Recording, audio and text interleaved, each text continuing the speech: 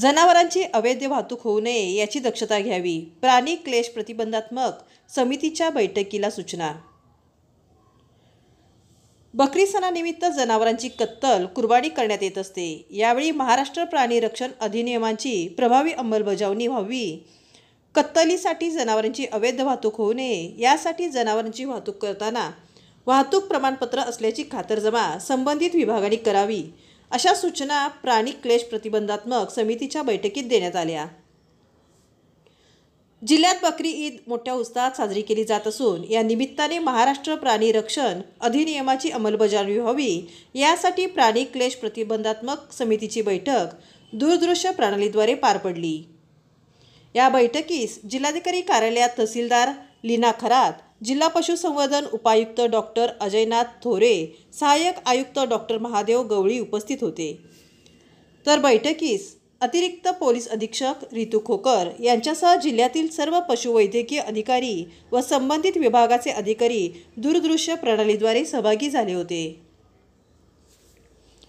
दिनांक 17 जून 2024 रोजी बकरी ईद असून 17 ते 20 जून या कालावधीत ईद सण निमित्त मोठ्या प्रमाणावर जनावरांची कत्तल किंवा कुर्बानी देण्यात येत असते। या कालावधीत जनावरांची मोठ्या प्रमाणावर वाहतूक होत असते। जनावरांची वाहतूक करण्यासाठी प्राणी छळ प्रतिबंधक कायदा अंतर्गत वाहतूक अधिनियम 2001 मधील नियमाप्रमाणे वाहतूक प्रमाणपत्र बंधनकारक आहे।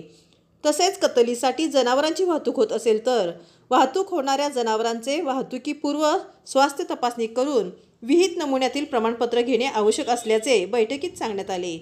तसेच इयर टॅगिंग नसलेल्या जनावरांची वाहतूक करता येत नाही। त्यामुळे पोलीस व उपप्रादेशिक परिवहन विभागाने प्रत्येक तपासणी नाक्यावर जनावरांची वाहतूक करणाऱ्या वाहनांची तपासणी करावी व जनावरांची वाहतूक नियमाप्रमाणे होत आहे का याची खातरजमा करावी।